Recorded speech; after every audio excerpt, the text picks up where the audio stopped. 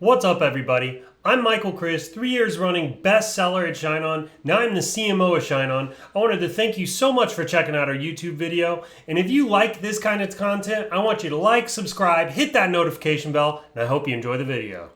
All right, so to my beautiful daughter, wishing you a very Merry Christmas with all my love. All right, so first of all, this phrase just is not going to do it.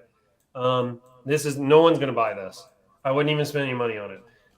The problem is the phrase, it lacks emotional resonance, right? And that is 100% what you need to sell. If you have a phrase that hits on the emotional chords, right, that you need to, almost everything else we talk about is minimized. There's tons of forgiveness in everything else. If you have the phrase that hits on those emotional chords, then your design can be a little messed up. You could have even a jewelry piece that's a little messed up. Your ads could not be as great. Your copy could not be very good. You might have a website with some issues on it, but as long as you hit on that phrase, there's a lot of forgiveness in other areas. But if you miss the phrase, you're never going to be able to turn it into a winner. Just period. It's never going to happen, right? The phrase is 80% of what decides success or failure in this game, right? So this particular phrase here, just we wish you a Merry Christmas with all my love. It just completely lacks emotion. It's not going to resonate with anybody.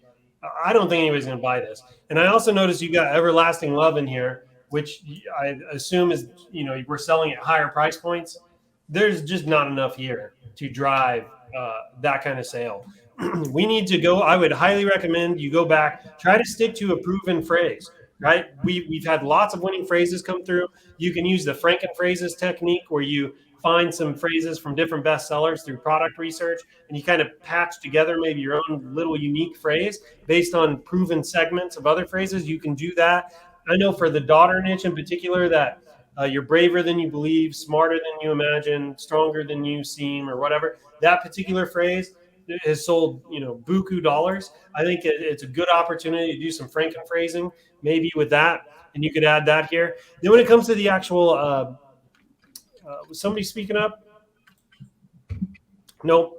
When it comes to the actual design itself,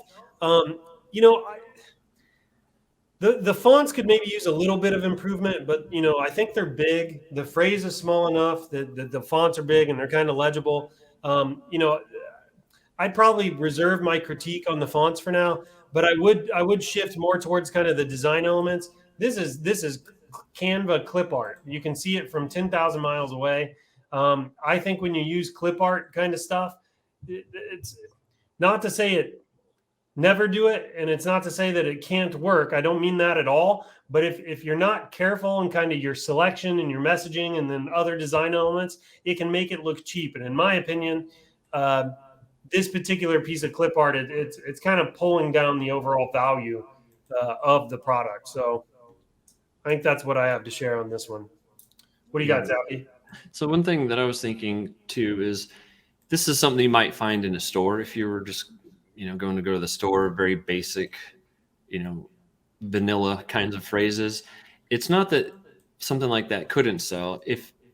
Let me put it this way. If you want certain products in your store that are just kind of there, maybe they're secondary products, this is something that someone might pick up. If you had it in your Etsy store, someone might see it. If you have it on your Shopify store, they've gone there for some other product, and they see it, this is something that they could potentially buy.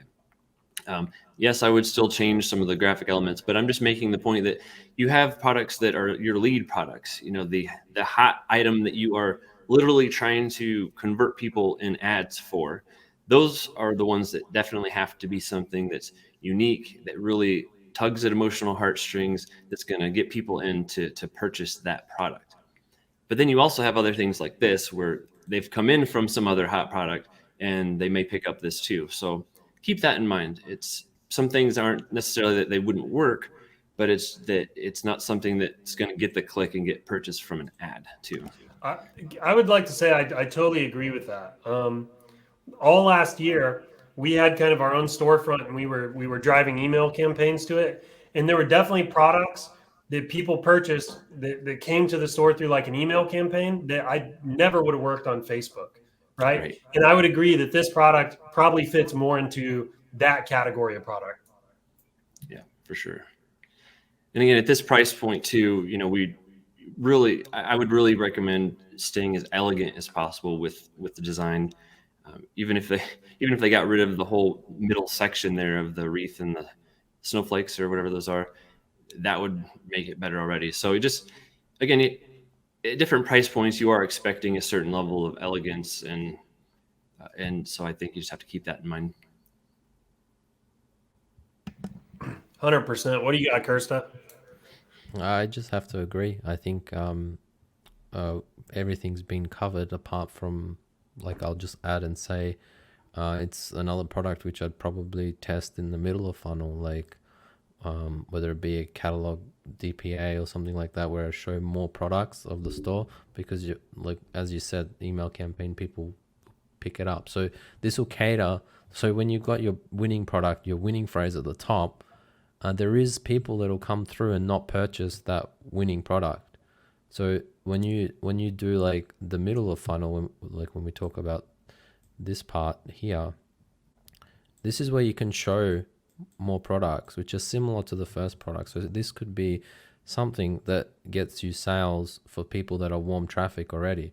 So this is where you can show your different products and potentially pick up sales for a product like this in there. So this is capturing the people that don't want the winning phrase. So again, this is where you can potentially match your winning phrase with different jewelry pieces and higher ticket items. So you can run with something like interlocking hearts at the top and then upsell the solid gold in the middle, so you don't waste you don't spend a lot of your advertising spend on trying to sell the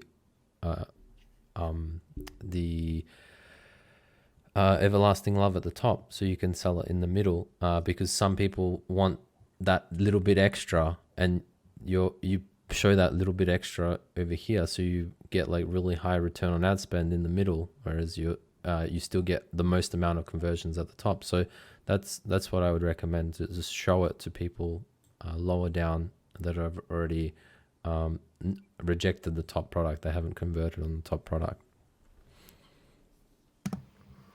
Yeah, totally agree. And again, I mentioned it earlier, and Kirsta's talking about it now. I mean, he's actually had some sales like this, right?